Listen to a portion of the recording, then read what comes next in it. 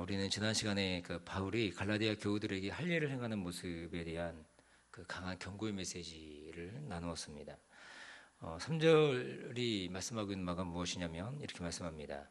내가 할례를 받는 각 사람에게 다시 증거하노니 그는 율법 전체를 행할 의무를 가진 자라, 그렇게 말씀하고 있는 거죠. 그 할례를 행한다는 것이 무엇을 의미하는 것입니까? 이 갈라디아 교우들이 할례를 행한다고 하는 의미는 유대인이 된다는 것을 말하는 것입니다. 당시 갈라디아 교우들은 그 유대인의 관점으로 본다면 이 갈라디아 사람들은 어떤 사람들이에요? 이방인들이죠. 이방인들. 그들은 할례를 행하지 않고도 그리스도 십자의 복음으로 말미암아 구원을 얻을 수 있는 사람들이 바로 이 갈라디아 사람들, 이방 사람들이라고 하는 것입니다. 그런데 그들이 무엇을 하고 있는 것이냐? 할례를 행하고 있다고 하는 것입니다. 그래서 바울은 그들에게 뭘 얘기하고 있어요? 이걸 얘기하고 있는 거예요. 그는 율법 전체를 행할 의무를. 그러니까 할례를 행한다고 하는 것은 이게 유대인 된다고 하는 의미이고 사인인데, 이렇게 한다는 것은 너희들이 할례를 받았다라고 하는 것은 너희들이 유대인들과 똑같이 율법을 행해야 되는 그런 올무에 그런 걸 뒤집어 쓰는 것 같은 그런 모습인 것이다라고 얘기하고 있는 것입니다. 그래서 율법 전체를 행할 의무를 가져야 된다, 그렇게 말하는 거예요. 유대인들은 어떤 사람들입니까? 자신들의 율법을 지키는 의로움으로 구원을 얻을 수 있다라고 얘기하는 사람들이 바로 유대인이라고 하는 거예요. 그래서 그들 어떤 면에서는, 그러니까 겉으로 드러나는 현상이죠. 겉으로 드러나는 모습이라고 하는 건 율법을 지키는 것처럼 보입니다. 율법을 완벽하게 지키는 것처럼 보입니다. 그래서 심지어 지금 그 엄격한 유대인들, 지금도 엄격한 유대인들은 그 안식일, 그러면 뭐 진짜 그 안식일이 토요일이 되기 전부터 집안에 불을 켜는 거죠. 불을 켜지 않으면 꼼꼼하게 할 수 없잖아요. 근데 안식일이 되면 불을 켤 수 없거든요. 일을 하는 것이기 때문에. 그리고 또 엘리베이터 타면은 이 엄격한 유대인들은 어떻게 합니까? 그 엘리베이터를 누르지 않는다고 하는 겁니다. 그 누르는 행위 자체도 일이라고 보는 거예요. 그러니까 이렇게 아주 엄격하게 살아가는 사람들이라고 하는 것입니다. 그러니까 그들이 겉으로 보기에는 이 율법이라고 하는 것을 완벽하게 지켜서 자기의 의로움을 획득하는 것처럼 보이게 되는 거죠. 그런데 예수님이 그들을 향해서 말씀하시는 것이 무엇이었습니까? 율법이 말하는 바 더 중요한 율법의 정신은 버린 사람들이 바로 어떤 사람들이 이 유대 이 바리새인들, 이 엄격한 바리새주의자들이라고 하는 것입니다. 그래서 이 엄격한 바리새인들은 뭘 자랑합니까? 하나님의 의로움을 자랑하는 게 아니, 사실은 자기 의로움을 자랑하는 거예요. 자기 의를 드러내고 자기 의로움을 자랑하고 자기 의로움을 가지고 하나님의 의를 만족시킨다라고 봤던 사람들이 바로 이 사람들이라고 하는 것입니다. 이러한 갈라디아 교우들에게 바울이 말하는 것이 뭐냐면, 우리 4절에 보니까 이렇게 말씀하고 있는 거예요. 율법 안에서 의롭다함을 얻으려 하는 너희는 그리스도에게서 끊어지고 은혜에서 떨어진 자다. 그러니까 율법 안에서 의롭다함을 얻으려고 한 사람들이 그 너희들이 하는 그 시도, 그 행위, 그것이 뭐냐? 그거는 그리스도에게서 끊어지는 행위다. 은혜에서 떨어진 자다. 이 모습이다. 이것을 말씀하고 있는 거죠. 그래서 다시금 말씀드리자면 저 여러분들은 바리새인들과 같은 행위의 완벽함으로 의로움을 획득할 수 없는 존재라고 하는 것입니다. 율법의 행위를 다 지켜서 의로움을 얻으려고 하는 그 모든 시도가 무엇이라고 하는 거예요? 그리스도에게서 끊어지고 은혜에서 떨어진 자다라고 하는 것입니다. 그러므로 하나님의 의로움을 만족시킬 수 있는 유일한 방법은 바로 뭐예요? 나를 위해 죽으신 예수 그리스도의 십자가의 공로, 예수 그리스도께서 이루신 십자가의 그 의, 그 공로를 의지하는 것입니다. 그 사실을 믿음으로 받아들이고 고백하는 것입니다. 그럼 우리가 해야 될 일이 한 가지가 있다면, 굳이 우리가 해야 될 일이 한 가지가 있다면 그것은 바로 믿음을 갖는 것입니다. 그래서 중세 교회의 타락에 맞서서 종교개혁가들이 외쳤던 복음이 바로 무엇입니까? 이행칭의가 아니에요. 우리가 무엇을 행해서 칭의를 얻는 것이 아닙니다. 이행칭의가 아니고 이신칭의, 믿음으로 말미암는 의. 그래서 오직 의인은 믿음으로 말미암아 산다, 이것을 얘기했던 것입니다. 우리의 행위나 공로가 아닌 오직 예수 그리스도의 십자가의 복음을 믿는 믿음으로 말미암아 의롭게 된다라고 하는 거예요. 이것을 다른 말로 하면 무엇입니까? 이거 바로 은혜라고 하는 거예요. 이것이 왜 은혜냐면 그리스도를 향한 믿음은 사실은 내게서 기인하지 않기 때문이라고 하는 것입니다. 하나님 우리에게 은혜를 주셔야만, 다시 말해서 이 믿음을 선물로 주셔야만 하나님을 믿을 수 있기 때문이라고 하는 거예요. 그러므로 내가 믿었다고 하는 이 믿음마저도 어떻게 되는 거예요? 믿음마저도 하나님 앞에서의 의로움의 조건이 되지 않는다고 하는 것입니다. 왜냐하면 이 믿음 또한 내게서 나온 것이 아니기 때문에 주님이 주셔야만 우리가 주님을 나의 주, 나의 하나님이라고 고백할 수 있기 때문이라고 하는 것입니다. 그러면서 오늘 바울은 본문에서 이렇게 말하는 거예요. 13절에 뭐라고 하느냐?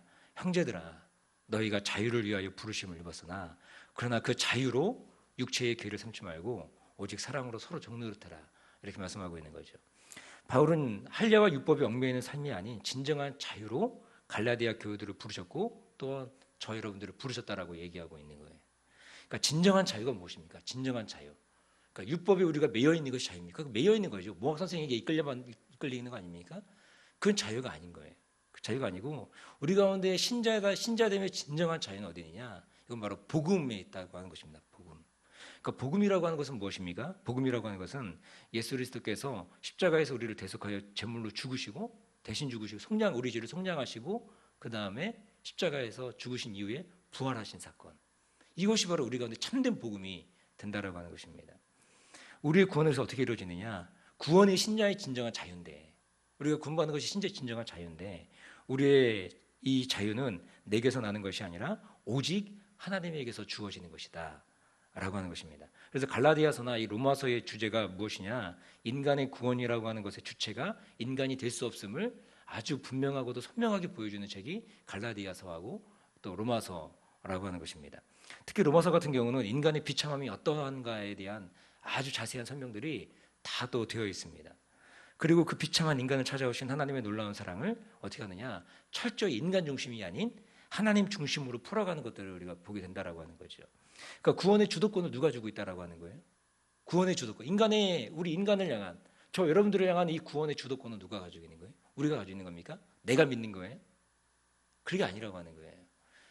우리 인간을 향한 우리 사람을 향한 이 구원을 하신 하나님의 이 사랑이라고 하는 것은 철저하게 하나님이 주도권을 쥐고 있다. 이걸 얘기해 주는 것이 갈라디아서와 로마서의 핵심적 주제라고 하는 것입니다.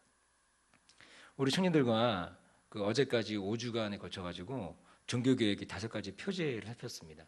옛날에 우리 담임 목사님께서 금요철야 시간 동안에 이걸 살펴보신 적이 있으신데 이걸 이제 한 가지씩 청년들하고 나눠본 적이 있거든요. 5가지 이제 표제가 5대 솔라라고 하는 거였는데 오직 믿음, 오직 은혜, 오직 성경, 오직 그리스도, 오직 하나님께 영광 이 5가지를 말하고 있는데 이 5가지를 말하지 않을 수 없었던 이 중세 배경이 있습니다. 종교개혁 당시의 배경. 그것은 바로 어디 있느냐? 가장 큰 문제가 뭐냐면 이 구원에 관련된 문제였다라고 하는 거예요. 당시 구원이라고 하는 것은 인간의 노력과 선행이 반드시 있어야 된다라고 얘기했던 거예요. 로마 카톨릭이. 그래서 사자에게 가서 이제 고해성사하잖아요. 죄를 지으면. 그래서 미사에 참여하기 위해서는 반드시 고해성사를 해야 되는데 고해성사를 한 이후에 뭘 합니까? 사제가 그냥 네 죄가 사해졌다 이렇게 얘기하지 않아요. 뭘 하냐면 보속이라고 하는 걸 합니다. 보속. 그러니까 보속이라고 하는 것은 무엇이냐면 죄에 대한 대가를 치르게 하는 거예요. 그래서 예를 들면 어떤 사람이 죄를 지었다 그러면 당신은 주기도문을 100번을 읽으시오. 이런 식으로. 그러니까 아니면 또 어떤 행위. 그래서 이 보속을 꼭 하도록 했다고 하는 것입니다. 그러던 것이 나중에 이것이 어떻게 발전되느냐? 면죄부까지 이제 발전하는 이상한 교리로 발전했다고 하는 거예요. 그러니까 당시에는 이상한 우리 지금 카톨릭에 지금도 연옥이라는 교리가 있는 걸로 알고 있는데 그러니까 연옥이라는 교리도 이상하게 생긴 겁니다. 예를 들면 인간이 모든 죄를 다 생각나가지고 모든 죄를 다 가서 사제에게 고하는 건 아니잖아요. 그러니까 자기가 생각나는 죄는 고하지만 생각나지 않는 죄가 있잖아요. 그러니까 고백하지 않은 죄. 해결되지 않았잖아요. 그럼 자기가 해결해야 되는데 보속이라는 걸 통해서 자기가 자기의 죄책을 해결해야 되는데 해결이 안 되는 거예요. 다 해결 안 되는 거예요. 내가 지은 죄가 다 생각이 안 나니까. 그럼 그건 어떻게 되는 거예요? 그건 어떻게 해결돼요? 그 죄는? 그 죄가 연옥에 쌓인다라고 보는 겁니다. 그래서 그 연옥에 쌓인 죄를 어떻게 해결하느냐? 이제는 성인들에게 포인트가 있는 거예요. 그리고 또 예수님에게는 무한 포인트가 있고 비슷하게 마리아에게도 무한 포인트. 그래서 우리는 예수 그리스도가 우리의 유일한 중보자잖아요. 중보자. 제가 지난주 새벽에 말씀드렸는데 중보자인데 로마 카톨릭은 그러니까 예수 그리스도 유일한 중보자라고 하지만 또 동일한 거의 동급의 중보자가 있습니다. 이게 누구냐면 마리아예요. 마리아. 그래서 마리아에게 가서 기도하는 거예요. 그러면 연옥에 있는 그 죄들이 해결된다 이렇게 본 겁니다. 근데 나중에 이것이 더 발전돼 가지고 어디까지 발전되느냐? 이것이 이제 면죄부까지 이제 교리로 발전하게 됐다라고 하는 거예요. 근데 종교개혁은 무엇을 말하는 겁니까? 이 구원의 주체가 인간이 아닌 하나님이심을 강조했던 것입니다. 그래서 구원은 나의 행위가 아니라 오직 믿음으로, 나의 공로가 아니라 오직 은혜로, 나의 선함이 아니라 오직 그리스도로, 그리고 이 모든 것이 오직 성경에 계시되어 있다라고 하는 것을 보여주는 거죠. 그러므로 우리가 마땅히 신자가 해야 될 것이 무엇이냐? 그것은 바로 오직 하나님께 영광을 돌리는 삶이 되어야 된다라고 하는 것을 종교개혁가들이 그토록 얘기했던 것입니다. 이것이 바로 우리 신자됨의 진정한 자유라고 하는 거예요. 이 우리 자유는 어디 있어요? 우리 자유는 오직 하나님께 매여 있는 자유. 그러니까 오직 그리스도께 매여 있는 자유. 이것이 우리 신자됨의 진정한 자유라고 하는 것입니다. 근데 이 진정한 자유됨을 누렸을 때에 나타나는 현상, 이거 잘못 이야기되면 어떻게 나타나느냐? 자신의 육체를 허랑방탕하게 내어주는 일에 쓰이는 모습이 있다고 하는 거예요. 왜냐하면 우리가 오직 믿음으로, 오직 은혜로, 오직 그리스도로 구원받았다라고 얘기한다면 그럼 내가 하는 건 뭐예요? 나 아무것도 할 게 없다.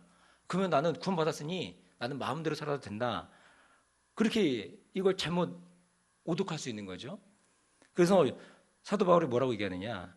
이렇게 교리적으로 설명을 다 한 이후에 그 다음에 신자됨의 삶이 무엇인가에 대한 것들을 오늘 본문에 말씀해주고 있는 거예요. 자유로 육체의 기회를 삼지 말라. 네가 자유를 받았으면 그 자유를 참된 구원을 얻은 신자의 삶이라고 하는 것은 육체의 기회로 삼아서 자기 마음대로 방탕히 삶을 살아가는 것이 결코 아니다. 이렇게 얘기하는 거예요. 오직 믿음으로 오직 은혜로 구원을 받았으니 이제는 마음대로 살아야 된다고 하는 것이 아니라고 하는 거예요. 이것을 오해한 사람들이 있죠. 한국 교회도 있습니다. 한국 안에도. 누굽니까? 이것이 바로 구원파라고 하는 사람들입니다. 그러니까 구원파의 주된 교리는 뭐예요? 자신들이 무조건 구원받았잖아요. 구원받았으니까 회개가 필요 없다. 그러니까 신자의 최초의 회심이 있으면 그 이후에는 회개가 없고 그냥 우리는 구원받는다. 그렇게 얘기한 사람들이, 이 사람들이. 그러니까 뭐라 합니까? 그 참된 자유, 구원의 자유를 누린 사람들이 오늘 사도 바울이 얘기하는 것처럼 그 자유를 육체의 길을 삼고 마음대로 살아가는. 왜 자기도 구원받았다 이렇게 얘기하면서. 그게 바로 이제 구원파의 잘못된 교리라고 하는 것입니다. 그런데 오히려 바울은 뭘 얘기하고 있습니까? 그렇게 하지 말라고 하는 거죠. 그러지 말고 서로 사랑으로 종노릇하라. 그렇게 말씀하고 있습니다. 그리고 심지어 로마서 12장 1절에는 사도 바울이 뭐라고 얘기하느냐 이렇게 말씀합니다. 그러므로 형제들아 내가 하나님의 모든 자비하심으로 너희를 권하노니 너희 몸을 하나님이 기뻐하시는 거룩한 산 제사로 드리라. 산 제물로 드리라 이렇게 말씀하고 있는 거예요. 이는 너희가 드릴 영적 예배다. 오히려 우리의 삶을 더 거룩하게 하나님 앞에 드리는 삶, 우리 육체까지라도 하나님께 드려지는 삶을 살아야 된다. 이것을 사도 바울이 얘기하고 있다라고 하는 거죠. 우리 육체를 기꺼이 하나님께 드리는 삶이 되어야 한다고 말씀하는 것입니다. 이것이 우리가 드릴 영적 예배가 된다고 하는 것입니다. 그러므로 이것이 진정한 자유를 누리는, 구원을 누리는 신자의 삶이 무엇이냐? 날마다 하나님께 나아가고 자신의 육체까지라도 붙여서 복종시켜서 육체의 소욕이 아닌 성령의 소욕을 따라 살아가게끔 만들어가는 삶, 이것이 바로 우리 신자된 삶이라고 하는 것입니다. 이렇게 자유함을 누린 신자의 삶을 향하여 바울은 14절에 이렇게 말씀하고 있는 거죠. 온 율법은 내 이웃 사랑하기를 내 몸같이 하라 하신 말씀을 이루었다. 이렇게 말씀하는 것입니다. 이것은 무엇을 얘기하는 거예요? 이웃을 착취하는 자유가 아니라고 하는 거예요. 오히려 이웃을 섬기는 자유, 이웃을 향하여 우리가 환대하는 자유, 그리고 그리스도의 마음으로 서로 사랑하고 서로 품고. 그래서 5절 15절에 보니까 만일 서로 물고 먹으면 피차 멸망할 거죠. 물고 먹으면 물어뜯는 존재는 어떤 존재입니까? 우리 사람이 서로를 향해서 물어뜯고 물고 먹는 존재입니까? 이건 짐승들이라는 거죠. 동물들이라는. 우리는 그런 존재가 아니라고 하는 거예요.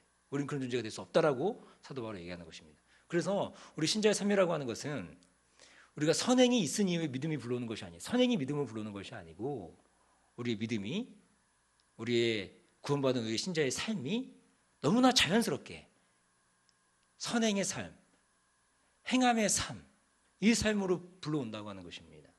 이것을 사도 바울이 이렇게 표현하고 있다라고 하는 거죠. 그러면서 갈라디아 교우들에게 다시금 강조하는 게 뭐냐? 우리가 구원받는 것은 무엇이냐? 우리 행위가 결코 아니다. 우리는 믿음으로 구원받는 자들이다. 우리는 은혜로 구원받는 자들이다.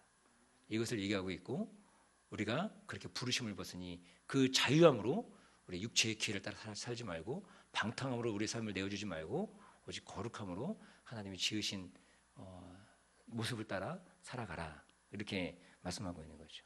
이러한 모습이 저 여러분들의 모습이 되시기를 주님의 이름으로 간절히 축원드립니다. 기도하겠습니다. 좋으신 아버지 하나님, 사랑과 은혜를 감사합니다.